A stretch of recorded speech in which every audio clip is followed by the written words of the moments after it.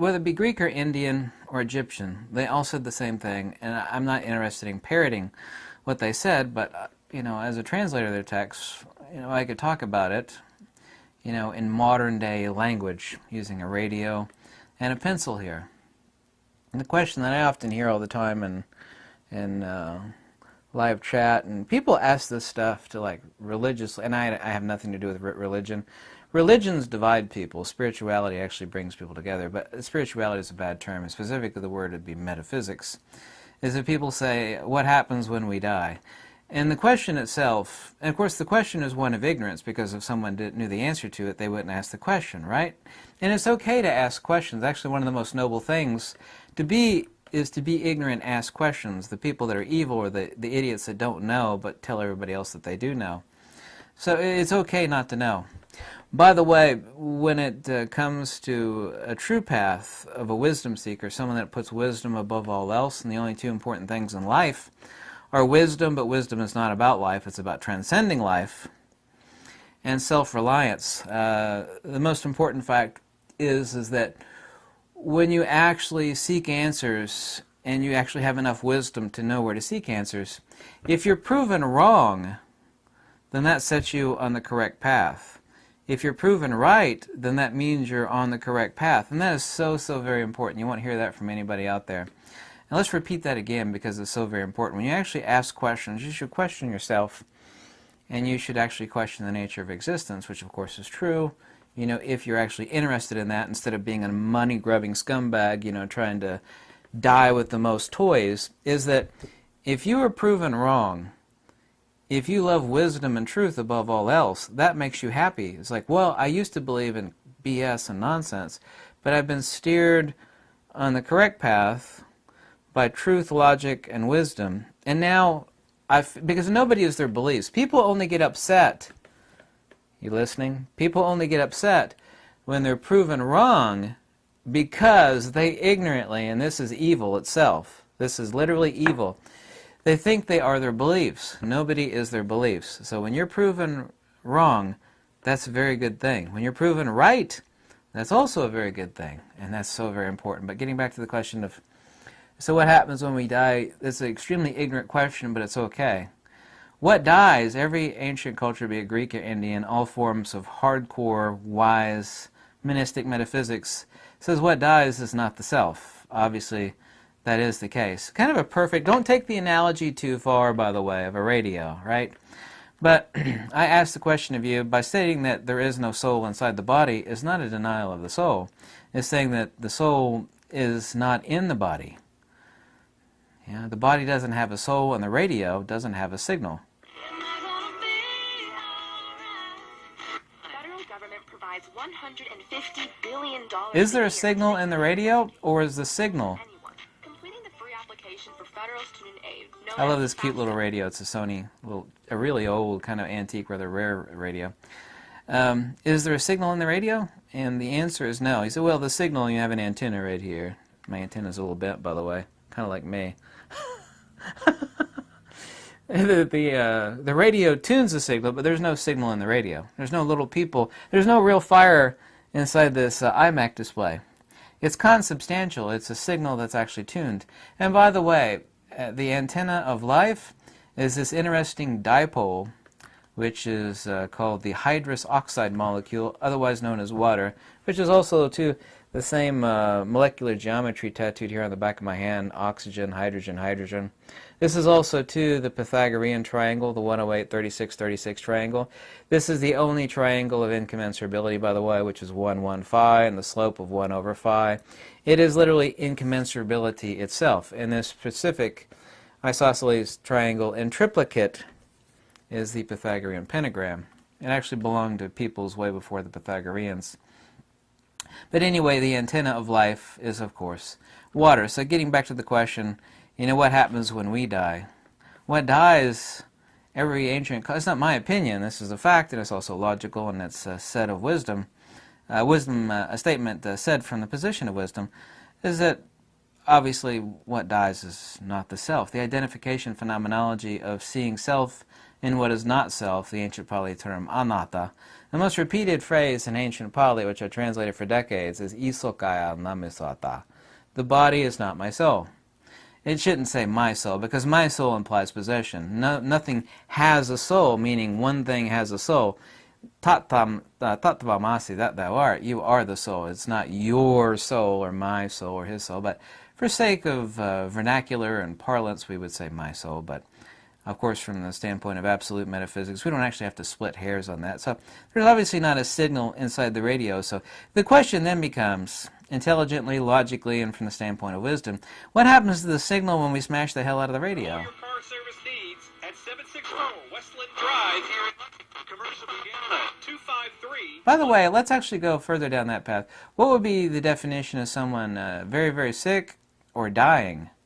That's where the body is no longer able to accurately tune or completely gives out, and that of course is death, tune the signal anymore. So this would be like, let me see here.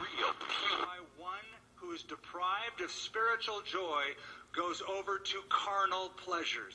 Sorry about that, I didn't mean to tune that channel on purpose, but so this would be like a healthy person, except for the person making this broadcast who's mentally unhealthy. So this would be like a healthy person. Let's say the same person gets old and sick. What are the signs that a person gets right with God? Yeah, it's, you know, the signal becomes, it's kind of like when you drive very far away from a radio station. You know, it's over with. You can't tune the signal anymore. The radio can't tune it anymore. The same thing as a sick person. So there's no signal inside the radio. So when people ignorantly ask, and it's okay to ask the question, because when people ask questions, they actually transcend their beliefs. They are more interested in the truth, or seeking the truth, than they are in their own pathetic little sick beliefs, which is a wonderful thing. A wonderful position for someone to be in, but what happens when this body dies? And when I say this body, I say what happens when we die. That is not who we are. We can't say what happens when we die, or I die, or you die, or Sally dies. That's not the self. I mean, that's just the radio. Don't take the analogy too far, by the way. And then talking about the broadcast antenna. I mean, don't take the analogy too far. So obviously there's no signal inside the radio. We are not the radio. However, through countless decades, and the fact that the signal, an animated signal, a living signal, kind of would be like, a perfect analogy would be like Skynet, an artificial intelligence that actually animates inanimate matter. But in case of Skynet, they would actually know that they're not the animated matter. Rather, they're the signal, the artificial intelligence. Of course, human beings are ignorant. And of course, water is necessary. Water is the dipole, literally, and water is a dipole. It is a polar molecule, by the way. It is a polar molecule for empirical consciousness to manifest. But what precedes empirical consciousness, and unfortunately, let's talk about this a second, from the standpoint of hardcore metaphysics vis-a-vis the Greeks and the Indians.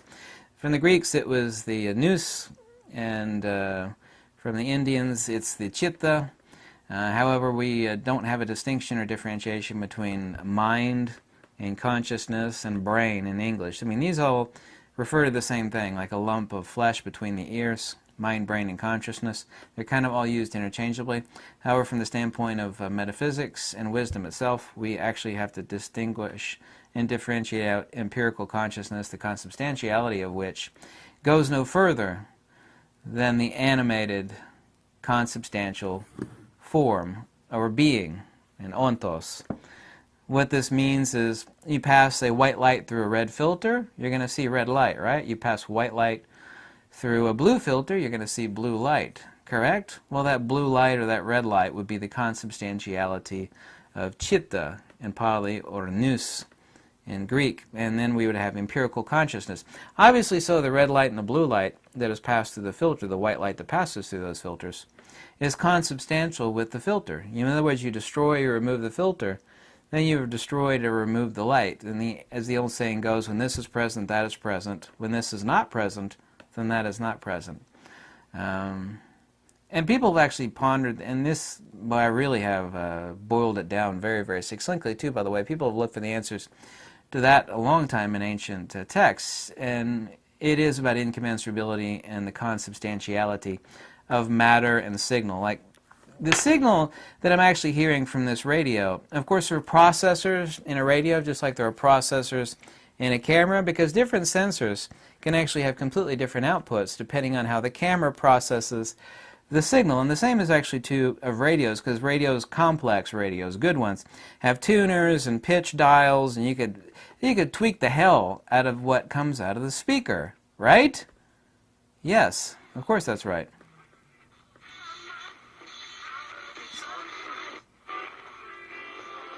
So if this were a better radio, I would actually be able to change the broadcast signal, which is in the ether, obviously so. And every field, including electromagnetic radiation, which this is just an ether perturbation modality. But I would be able to change that. But that changed the tune and the pitch and the volume. Obviously, and I'm changing that vis-a-vis the radio. That's consubstantial to and with the radio. It goes no further than the radio. That's the same thing from the position of the ancient Greeks and Indians as far as consubstantiality of consciousness. By the way, in ancient Pali, the term for consciousness, or vijnana, literally means unknowing. Doesn't mean agnosis as in primordial. There are two modalities of agnosis. Primordial agnosis, which is the attribute of the absolute, or the agathon.